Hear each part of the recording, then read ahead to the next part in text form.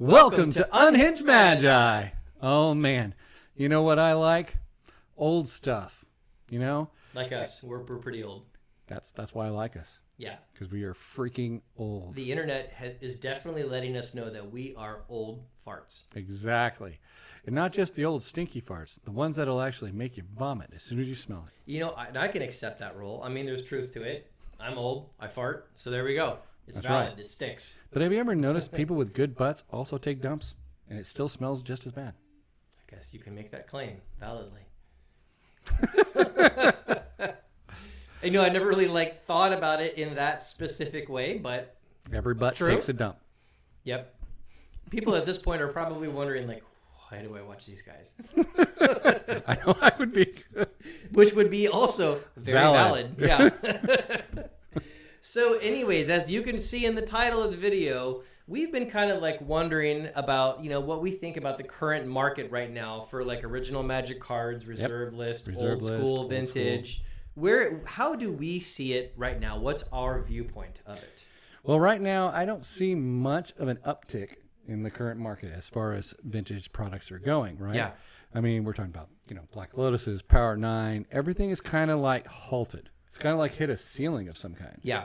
What it feels like to me, I mean, if I'm just going to sum it up in just a couple sentences, it feels like the volcanic activity of the earth. In certain places, there is volcanic activity. Sometimes there's a lava flow. Sometimes there's a little earthquake. Are there any islands involved? Maybe. But on the grand scale, it's the earth's not blowing up. It's just kind of there's little rumblings here and there. And that's what it kind of feels like right now in the old school vintage reserve list market. Because I keep hearing, a little bit of a buyout here, a little bit of a spike in this, and temporary sales going up or down. I don't see big strength or weakness. Just lots of little things going on. Lots of little things, yeah. And so that's kind of a nerve-wracking thing. Is it actually going to go down? No. Could there be a consolidation phase? The consolidation phase I would have thought we would hit would have been about now. Because after a period of time where it doesn't go up for a while, and right now people have been stressing out, the Fed just hiked interest rates. And there's a war going on right now. And so people are starting to rush to assets and get a little fearful, stuff like that. I would think now's the kind of time where there would be a drop. Exactly. And the fact that we're not seeing it, in my opinion, shows a lot of strength. It does show a lot of strength, and I'm a little bit surprised that the consolidation space, not a lot of people who are dumping to market, which is really kind of surprising in a way. But it could be just that they're holding based on the inflationary expectation to come, even though there's other things that are pushing down. I think that could be part of it. Let me throw a theory out and see what you think of it. All right. We've talked about it before, but the whole diamond hands thing, years ago, you had a lot of these cards in the hands of just, players and more typical middle class kind of people. And by the way, I'm sorry, I'm not trying to sound judgmental. I'm just calling it like it is. He is totally sounding judgmental. The people that have the cards in hand. If you are a middle class, here's where your retirement account's at, here's what your income is at, you either you rent or you do own your house, but you have a big mortgage on it. People in that area is not the same thing as people that have net worth well into the tens or hundreds of millions. It's a totally different thing. If a large percentage of these old cards are in the hands of the diamond hands people, and they don't need to sell during these pullbacks, they're just not going to. It's true. And I kind of feel like that's where a lot of it is at these days. Really? Yeah. So do you actually have the expectation that most of the cards that should be flowing are now out of circulation into these diamond hands? That is just a permanent standard. They're just going to be held till they die. I think that's legitimately what is happening now. There are some people who would, get a nice windfall of cash if they actually sold their collections. Right now, I do well, but I'm not into the hundreds of millions, tens of millions kind of net worth. I'm not in that area. So if I sold my collection, it would be a pretty big boon. But I love my cards, and it's part of this channel, so I'm not selling. I'm not going to. But if someone else was in my position, I get first dibs, right? Sure. But I'm sorry, I'm not going to sell. But anyways, if someone else was in my position of net worth versus the cards that they have, I can see big reasons why they would be enticed to sell. In fact, I feel like people in that situation probably already would have. True. So yeah, like I do think that the people that are in that position are the cards that you see being sold today, like reserve list, old dual lands, original alpha beta. I think those ones that are coming in is like these last people that are in that category. Okay. Well, that's interesting. I didn't think that there would be a stoppage of flow just because of that. Yeah.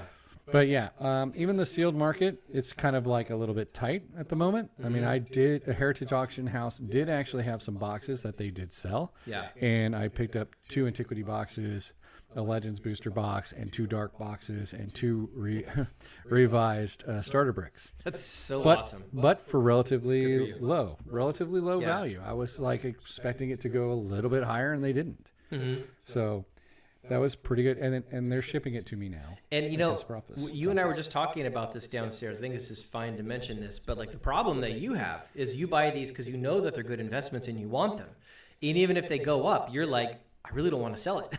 Exactly. That's also like, another problem. But that plays into exactly what I'm saying. If you were someone, if I crack it or I sell it, I don't have it anymore. Right. Now, if you were someone like in more like closer to my position, and you had bought like a Legends or an Antiquities box, and like say you've already got 1 or 2 on a shelf, it's like for collection reasons you've got them, but you buy these others and these are just extras. Yeah. I mean, a person in that situation that's in my level of net worth would be like, this is a good reason to sell this and capture a lot of the profit that you just made. But even then, like you're not enticed to sell it. I am not. And that's exactly the point I'm making. That's a very good point. However, I may, since I've gotten 2 of them, 2 of the Antiquity boxes and that kind of stuff, I may liquidate one. I don't know. Yeah. I may. It's a possibility down the road. May not happen. Yep. There is no promises, no guarantees. So what I feel like we're in right now is like the prices moved so hard in 2016 through 2000, like up to 2018, then cooled off for a bit and then spiked again in 2020. And now you've got these sky high prices of all these old original cards. And I feel like it's going to sit there for a while. At the end of 2020. Yes, 2020, it really went. Right. And that's when Rudy moved in and screwed him up. Yeah. That was crazy. But anyways, I feel like this actually is a very strong thing for the market because it's proving that those last moves were valid, is what I think. That's true. I mean, they were valid. So, do you see the Diamond Hands ever trying to push the stuff back to the market for players? What happens if it doesn't? Honestly, I feel like a lot of that stuff is so high that the people that just want to get the cards and playing, and this is sad to say, like legitimately sad, but I feel like they're priced out. Because I'll give you a perfect for instance. Like if I was going to go buy a BGS 10 whatever, like I'm not going to crack that and play with it because the first tiny little nick. Yeah. Value's gone. Yeah, but I'm not seeing the HP cards and the LP cards that we used to see. And that's where I was going next. So I'm not going to play with the near mint. What I would play with is the HP, the LP, things like that. But even the HP LP is crazy. Like just look at like, an LP condition unlimited time twister. That's big money for that card. It is. Or like an LP condition Beta Mox. I mean, you're looking like 10 grand. That's a lot of money. Yeah. And it's one thing to say like, to your spouse or whoever it is that, that you share money with that, hey, I want to go spend $1,000 on Magic cards so I can play with them. Or I want to spend even like some people can swing 20 grand for Magic cards to go play with them. But saying like, I need to go spend 20 grand on one card. Yeah. Going to someone and saying like, hey, I want to spend $150,000 or $100,000 to build this deck. That's a whole different ballpark. True. And it's based on the relative value and net worth of the middle class and people that are players. If you just looked at all the players and you average it out and like, here's where that number lands and a deck now costs here, that's the relative value. Like if their net worth isn't going up compared to the cards that they're buying to play, then there is, in fact, a point where the players get priced out. Exactly. So are we starting to feel that ceiling? That's what I'm trying to figure out. I think so. Is this the actual end of actual transactions for players? It feels like it because, it would be so hard to justify. It's hard to push, right? It's hard to push even higher for that kind of value. And that's right. That's what's surprising to me, that we are actually might be hitting that plateau for players. I think so. And that doesn't mean these cards are done moving, by the way. It means that it's likely not going to be the players that move them. Correct. Is what it means. So what does that mean for old school as less and less LP cards begin to move? That's actually a concern. The old school format lives and breathes based on the usage of real cards. And officially, the old school people accept a collector's edition, but they don't accept proxies officially. In smaller sections, like when you and I stream, or that's completely different. The Northern Paladins is one actual old school group that allows it. Our local group, the Florida Fireballs, which, by the way, there's a very awesome old school local group here in Orlando called the Florida Fireballs, and we actually do local meetups, and I actually show up and attend, and hopefully you will someday too. Yes, hopefully. But anyways, that does actually happen. But point is, those groups allow proxies, but the greater kind of worldwide old school groups don't. Okay. Yet. They probably will have to change their format as this happens. I think so. They don't have a choice. When old school really started kicking off, I mean, I know it started before 2015-16, but that's when it really started pulling people in and spiking. At that time, you could, for a reasonable amount of money, pick up the cards you need to build the decks and play old school format. Absolutely. But even if you're going for a collector's edition these days, it's so expensive, right? Yeah. Yeah, and so that's why I think we're hitting that ceiling. Maybe there's a little bit more room, but still, I think we're actually going to see hitting that ceiling where players just can't buy those cards. It's just not theoretically even possible. Now, if one of you watching this is considering joining like old school format and playing with cards, I am not telling you that it's a bad time to buy cards and move in. It actually is still a good time because I literally see that there's stability in the prices of the cards. And there is still headroom for them to move up. And so I think it's actually a good place to park money. Yeah. It's just that it's so expensive to buy each card that it's really hard to get in. Yeah, so that's why I'm not saying that that you should not buy it as an investment vehicle. Because it's still in theory going to go up. I'm just saying that there's going to be less players able to use those cards. Right. That's pretty much what I'm saying. Yeah, so the old school formats might start to do now what used to happen to Vintage and Legacy, where people show up with less expensive Vintage Legacy decks and a whole meta in a local area shifts towards less powerful, and then a few people show up that have the top end cards and they just kind of they're like a bull in a china shop, running around smashing people.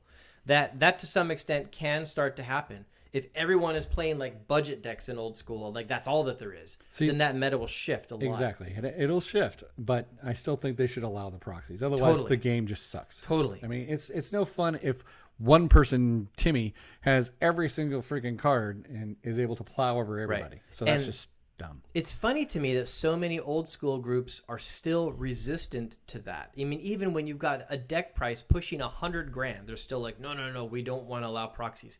You guys, it's probably time to let down your guard and allow proxies in those formats, honestly. Yeah. Come on.